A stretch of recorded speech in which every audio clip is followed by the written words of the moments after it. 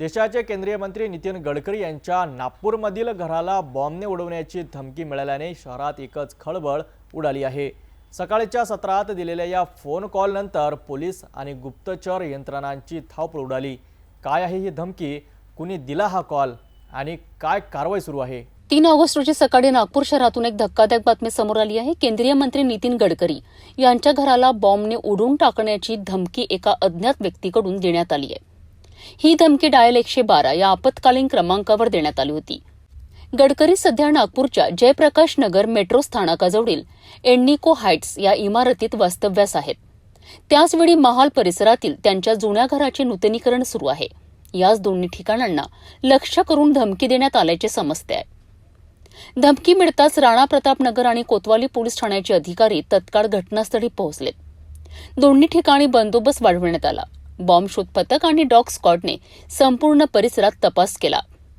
या दरम्यान ही धमकी फेक असल्याचे प्राथमिक चौकशीत स्पष्ट झाले असून पोलिसांनी तत्काळ तांत्रिक माहितीच्या आधारे एक आरोपी ताब्यात घेतला आहे। पोलीस आणि सुरक्षा यंत्रणा या घटनेला गांभीर्याने घेत असून आरोपीची कसून चौकशी केली जात आहे। या घटनेमुळे नागपूरकरांमध्ये चिंता निर्माण झाली असली तरी सध्या परिस्थिती नियंत्रणात असल्याची माहिती पोलिसांकडून देण्यात आली आहे।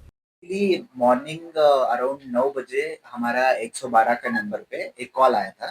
तो कॉल में ऐसा बोला गया था कि आज नितिन जी गडकरी सर के घर में हमने बॉम्ब डाला है और बॉम्ब फूटने वाला है, ऐसा हमको इन्फॉर्मेशन आया है।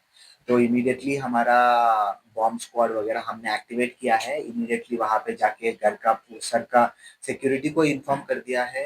हमारा ऑफिसेस का विजिटेशन भी हुआ है। पूरा घर का हमने बॉम्ब स्क्वाड के थ्रू चेक किया है, बट उसमें कुछ हमको मिला नहीं है। फिर हमको समझ में आया कि ये हॉक्स कॉल है। तो इमीडिएटली जिस नंबर से हमको कॉल आया वो नंबर को हमने ट्रेस किया, उसका लोकेशन वगैरह निकाला। फिर उसका हमने इसमें नेटगेट का भी यूटिलाइजेशन किया। नेटगेट से हमने डिटेल्स निकाला, उसका एड्रेस निकाला आणि हमें उसको इमीडिएटली गुना दाखिल करके उसको अरेस्ट भी किया है। अभी आरोपी हमारा ताबे में है। सर, क्या कारण था जो उसने कॉल किया, क्या बताया उसने? अभी तक वो इन्वेस्टिगेशन चालू है। उसके ऊपर उसका कारण क्या था, क्या है वो जैसे इन्वेस्टिगेशन जैसे जाता है तो उसके हिसाब से हम आपको बताएंगे। कितने आरोपियों को अरेस्ट किया सर, उनके नाम क्या है? एक ही आरोपी को अरेस्ट किया है अभी एज ऑफ नाउ। जिसकी नंबर से कॉल आया है, जिसके ताबे में है, उमेश राउत करके है, उसको हमने अरेस्ट किया है, हमारे ताबे में है। उसका नाम है उमेश राउत करके।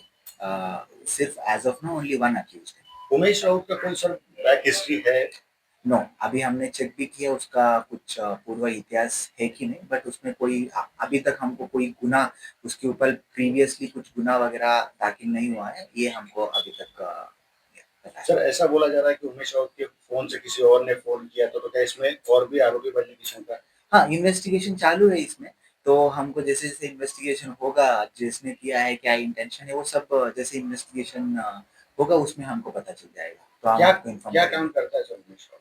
एक वहाँ पे एक एक देसी दारू का अड्डा है शायद, तो उसमें वो सर्वर मन के काम करता है। तो अभी बेसिक इन्फॉर्मेशन आया है। अभी आपको जैसे और ज्यादा डिटेल्स आता है तो हम आपको बताएंगे। गडकरी यांच्या घराला दिलेली ही धमकी खोटी असल्याचं स्पष्ट झालं असलं तरी अशा प्रकारच्या घटनांमुळे देशातील प्रमुख नेत्यांच्या सुरक्षेचा प्रश्न ऐरणीवर येतोय।